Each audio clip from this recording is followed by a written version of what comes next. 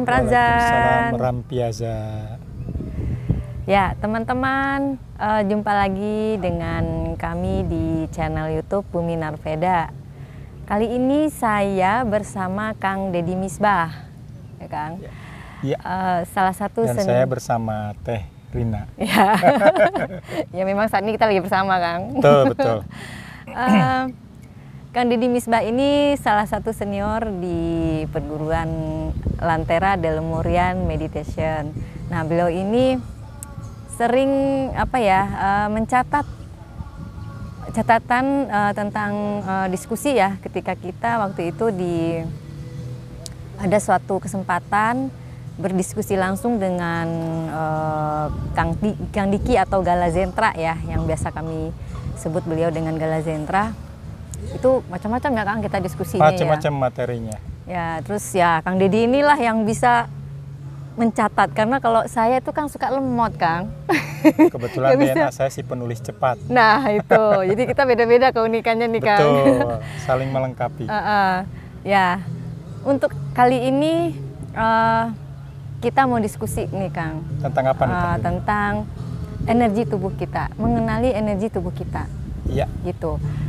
Kenapa saya ingin sharing materi ini ke teman-teman ya, karena sebelumnya di channel Bumi Narveda ini saya sudah mengenalkan pada teman-teman jurus-jurus yang sudah diajarkan oleh Gala Zentra. Salah satunya jurus nafas DNA, jurus semesta, ya, atau jurus nafas semesta ya namanya ya. Ya. Nah, dan Nafas juga yang paling awal, nafas DNA.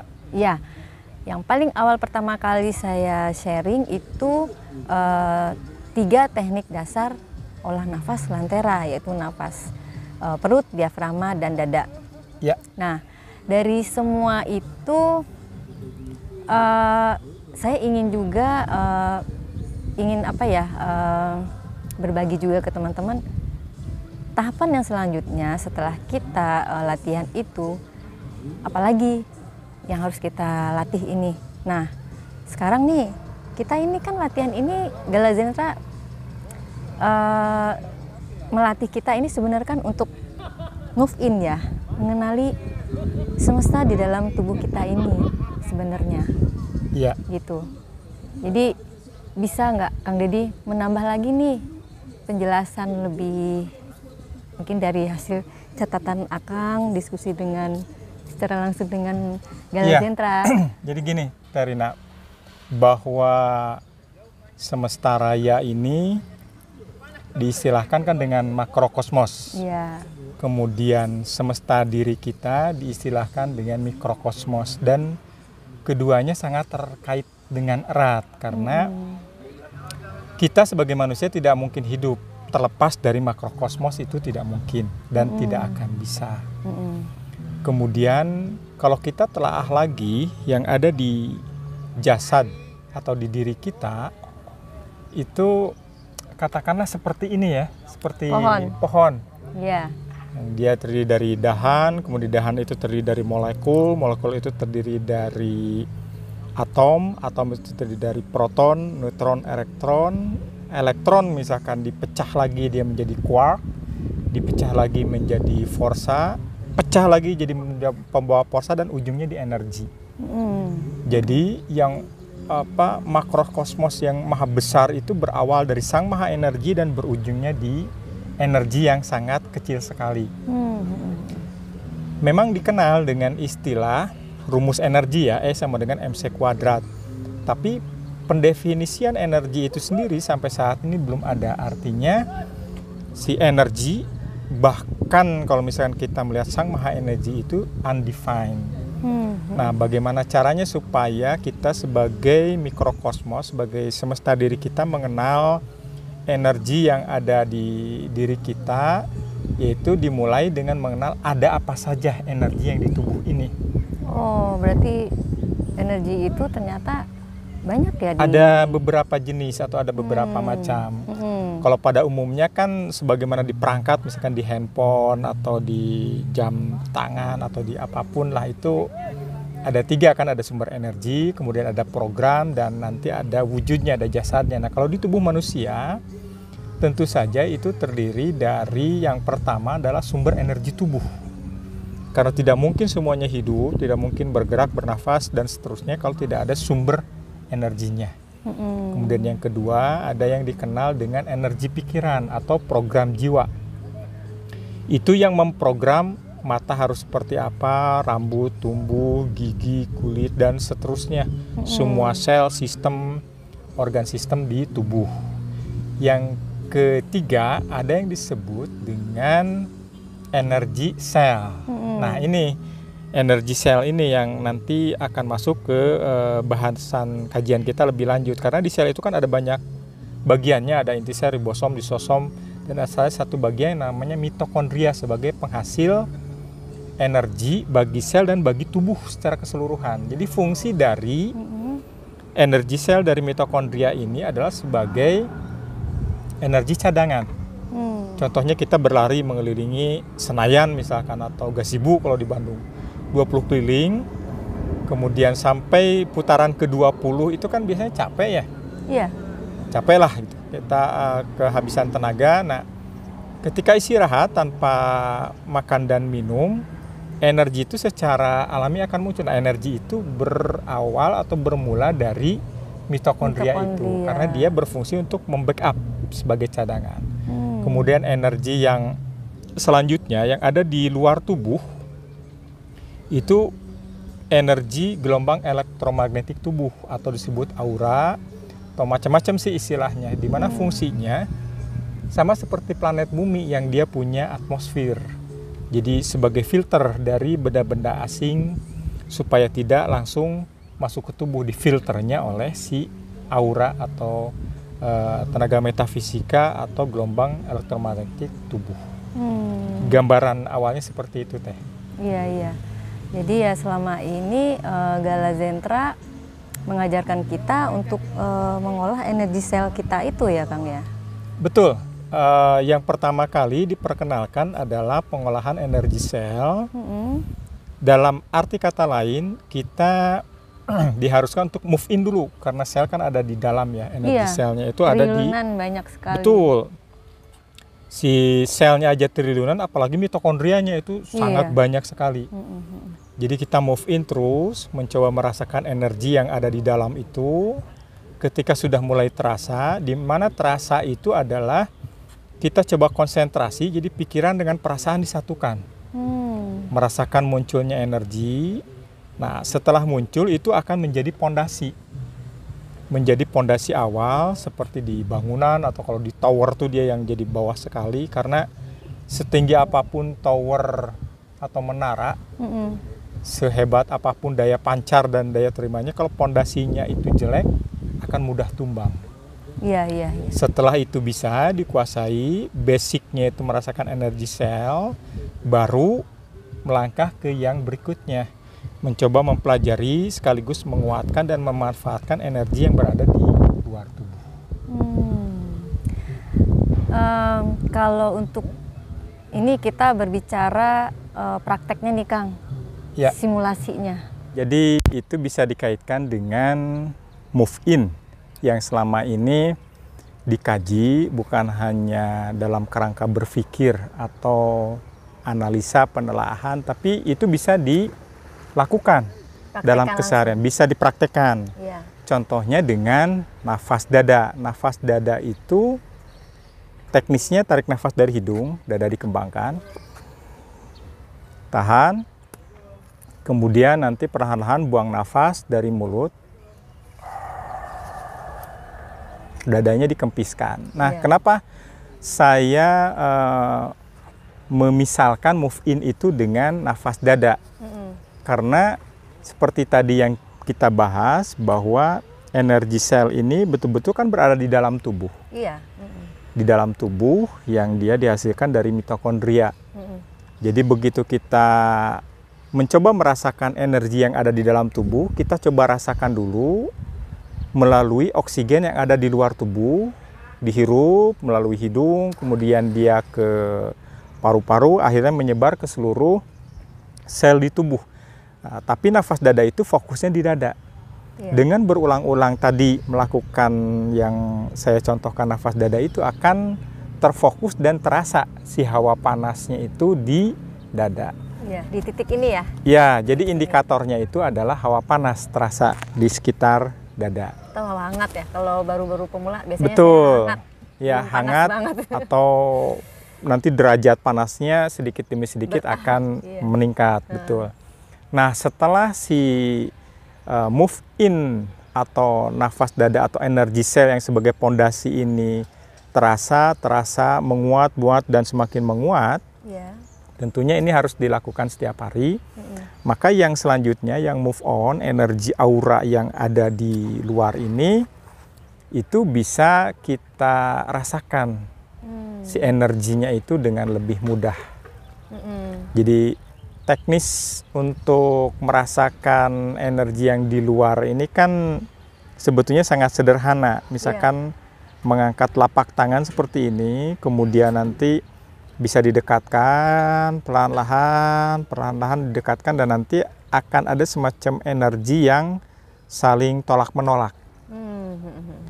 Tahapan pertamanya begitu, ketika dia tertolak terus akan kembali lagi tarik-menarik, menolak, begitu berulang-ulang.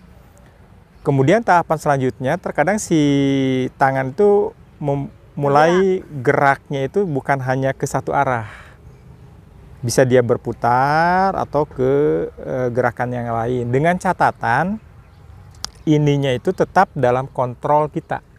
Tetap kita kuasai. Jadi gerakannya itu bukan sesuatu yang tidak bisa dikendalikan. Nah, ini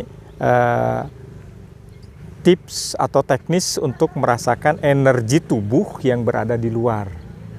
Tapi tetap pada penekanannya bahwa prinsip yang tadi itu seperti tower atau menara, yang paling basic atau yang paling mendasar itu merasakan dulu energi sel. Karena kalau energi selnya itu sudah semakin menguat, semakin terasa, ketika kita merasakan energi yang di luar tubuh itu akan lebih mudah. Kalau misalkan dibalik, kita fokusnya hanya ke sini, kita hanya ingin lompat lah hati-hati, cepat aja. Ingin yang di luar supaya nanti bisa merasakan sinyal ini itu. Karena metafisik itu bisa dia send and receive, tapi pondasinya kurang kuat, itu dikhawatirkan tidak akan kukuh atau ada salah persepsi, ketidakseimbangan lah antara energi yang di luar dengan yang di dalam ini. Jadi nanti pada saat pengolahan data dianalisa oleh otak kita pun hasilnya tentu tidak optimal. Jadi begitu, Teh Rina. Ya, ini kembali lagi ke saya, Kang. Biasanya memang betul dengan penjelasan Akang ini. Saya awal-awal bergabung di komunitas ini tahun 2010, ya dilatih awalnya memang jurus-jurus. Nah, masuk ke sesi untuk merasakan energi ketika kita udah move on ya, tadi ya Kang bilang kita coba energi di luar dari tubuh kita. Itu saya awal-awalnya belum terasa tuh, Kang. Belum, ini apa sih kok nggak ada rasa gitu kan. Tapi ya udah, saya tetap latihan terus, jurus atau latihan yang sesuai dengan yang diajarkan oleh senior saya waktu itu. Saya latihan, nah otomatis itu kan si energi sel saya itu kan akan terbentuk ya Kang ya di dalam tubuh. akan muncul, akan bertambah gitu. Ya, itu tanpa kita sadari ya, pokoknya tuh saya latihan terus. Nah, itu yang saya rasakan sekarang itu benar-benar lebih Kang? Lebih terasa dan lebih kuat gitu. Daya tariknya ya kalau saya sih memang ini bukan tarik lagi, bukan tarik dorong lagi. Seperti kayak udah memadat gitu, seperti getarannya tuh lebih vibrasinya. Kenceng, ya vibrasi ya. Saya nggak bisa mengungkapkan, mungkin ya seperti itu karena memang rasa tiap orang itu beda-beda, dan yang perlu digarisbawahi dari apa yang dialami oleh Teh Rina adalah bertahap itu ya. Semuanya, meskipun cara yang kita berikan ini lebih cepat, shortcut dan instan, tetap tahapan itu harus dilalui. Iya. Bukan apa-apa supaya nanti hasilnya lebih optimal. Iya, jadi proses kita fondasi itu supaya kuat, prosesnya melalui itu dulu ya, Kang. Betul. Saya mengalami sekali Betul. ya itu. Dan saya Jadi ingat dalam dulu baru luar, apalagi Teh Rina kan udah cukup lama ya, dari 2010 sampai dan sekarang itu 2022. Iya, dan itu saya masih di dalam diri saya ini saya mulai memasuki proses, saya ingin mengenali energi saya, seperti apakah ciri khasnya. Karena setiap kita ini punya keunikan energinya dan punya tugas masing-masing. Tugas kita apa? Nah, itu yang saya masih proses belajar, proses mencari dan terus gitu, Kang. Ya, itu. Karena saya ingat Gala Zentra selalu bilang latihan gitu. Yeah. Latihan terus, kuatkan casingnya gitu. Itu yang saya menguatkan casing itu dengan tadi itu move in energy cell, kemudian dibantu dengan yang di luar frekuensi itu akan kemudian berpilin saling menguatkan. Terkait dengan latihan itu bisa dalam konsep yang khusus latihan nafas, kemudian kita mencoba melatih tenaga metafisik, juga bisa latihan itu bahwa hidup ini seluruhnya adalah latihan penggemblengan. Jadi apa yang dilatih dalam skup yang kecil itu nanti bisa diaplikasikan dalam kehidupan. Kehidupan pun tidak ada yang sifatnya tuh shortcut langsung begitu. Semuanya tahapan demi tahapan. Makin sering digembleng, nanti akan makin kuat. Nah, itulah yang menjadikan kita manusia seutuhnya. Jadi bermula dari mengenal jasad, mengenal energi, mudah-mudahan kita tahu tugas kita dan menjadi manusia yang lebih bermanfaat untuk alam sekitarnya. Iya Kang, saya rasa cukup dulu ya Kang ya. Iya. Mungkin teman-teman bisa mencoba dulu, karena sebelumnya saya sudah memberikan di episode yang sebelumnya ya tentang jurus-jurus untuk penguatan jasad dulu, jurus nafas DNA dan jurus semesta. Tahapan itu dulu Akang Teteh terus dilatih. Satu lagi yang paling dasar sekali juga, yang 3 teknik olah nafas itu, nafas perut, nafas diafragma, dan nafas dada. Setelah itu barulah kita mulai masuk ke tahap merasakan energi dengan cara yang sudah dicontohkan oleh Kang Dedi seperti ini ya Kang ya. Ya, energi aura atau elektromagnetik tubuh. Ya. Atau disilakan juga tenaga metafisika. Iya.